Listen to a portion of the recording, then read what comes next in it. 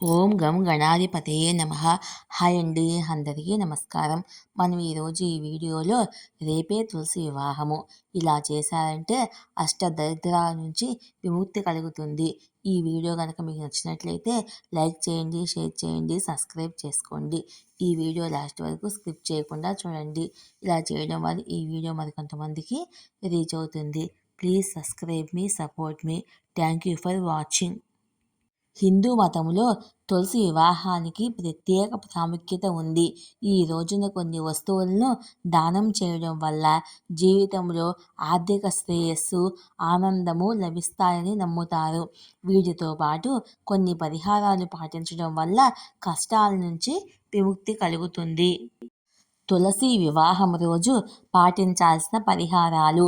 ప్రతి సంవత్సరము కార్తీక మాసంలోని శుక్లపక్షంలోని ఏకాదశి తిథి లేదా ద్వాదశి తిథి నాడు తులసి వివాహం జరుపుకుంటారు. ఈ రోజున తులసి శ్రీ మహావిష్ణువు శాలిగ్రామ రూపంతో వివాహం చేస్తారు. తులసి వివాహాన్ని నిర్వహించడం వల్ల వైవాహిక జీవితంలో సంతోషం కలుగుతుందని చెబుతారు. అలాగే మంచి ఆరోగ్యం, ఆనందం, శాంతి, శ్రేయస్సుతో ఆశీర్వదించబడుతుందని ఒక మత విశ్వాసము. ఈ సంవత్సరము దేవత్తాని ఏకాదశి, తులసి వివాహము నవంబర్ 12న వచ్చాయి. చాతుర్మాసములో విష్ణుమూర్తి 4 నెలల పాటు యోగ నిద్రలో ఉంటారు. అనంతరము దేవోత్థాని ఏకాదశి రోజు మేలుకొంటాడు. అప్పుడే శాలిగ్రామ రూపంలో ఉన్న విష్ణుమూర్తికి, తులసీదేవికి వివాహం జరుగుతుందని పురాణాలు చెప్తున్నాయి.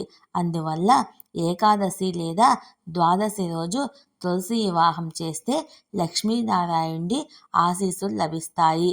దేవోత్థాని ఏకాదశి రోజున ఆచారాల ప్రకారము తులసి వివాహం నిర్వహించడంతో పాటు కొన్ని ప్రత్యేక చర్యలు పవిత్రమైనవిగా భావిస్తారు. తులసి వివాహం రోజున ఏం చెయ్యాలి, ఎలాంటి వస్తువులు దానం చేయాలి అనే విషయాల గురించి ఇప్పుడు మనము తెలుసుకుందాము. తులసి వివాహం రోజున ఈ 7 పనులు చేయండి. తులసి వివాహం రోజున తులసి ఆకును శుభ్రమైన ఎర్రటి గుడ్డలో కట్టి భద్రంగా ఉంచాలి. ఈ పరిహారము ఆర్థిక సమస్యలను పరిష్కరిస్తుందని, డబ్బుకు లోటుండదని నమ్ముతారు. తులసి వివాహం రోజున తులసి మొక్కకు గంగాజలం సమర్పించి సాయంత్రం మొక్క దగ్గర నెయ్యి దీపం వెలిగించి పూజని విధిగా నిర్వహించాలి. ఇలా చేయడం వల్ల పుణ్యఫలం లభిస్తుంది.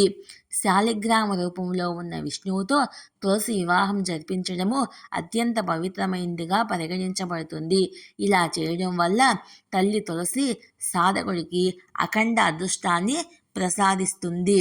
తులసి వివాహం రోజున పూజలో పసుపు, గంధం, రోలిని ఉపయోగించడము చాలా పవిత్రమైనదిగా భావిస్తారు. దీనివల్ల ఇంటికి సుఖ సంతోషాలు, ఐశ్వర్యం లభిస్తాయని నమ్ముతారు. తులసి వివాహ సమయంలో ఓం శ్రీకృష్ణాయ గోవిందాయ ప్రణత్ కైలాసాయ నమో నమః, ఓం నమో భగవతే వాసుదేవాయ గోవిందాయ నమో నమః అనే మంత్రాన్ని జపించవచ్చు. తులసి వివాహ రోజున ధార్మిక కార్యక్రమాలు కూడా చేయడం మంచిది. ఈ రోజున బ్రాహ్మణులకు బట్టలు, పండ్లు, మిఠాయిలు కానుకగా ఇవ్వాలి. ఇది ఇంట్లో ఆనందము, శ్రేయస్సును తెస్తుంది. తులసి వివాహం రోజున లక్ష్మీదేవికి ఇష్టమైన కీర్ పండ్లు సమర్పించాలి. వీటిని విష్ణుమూర్తి కూడా సమర్పించి పూజ పూర్తయిన తర్వాత వాటిని ప్రసాదంగా పంచాలి. ఇలా చేయడం వల్ల కష్టాల నుంచి ఉపశమనం కలుగుతుంది.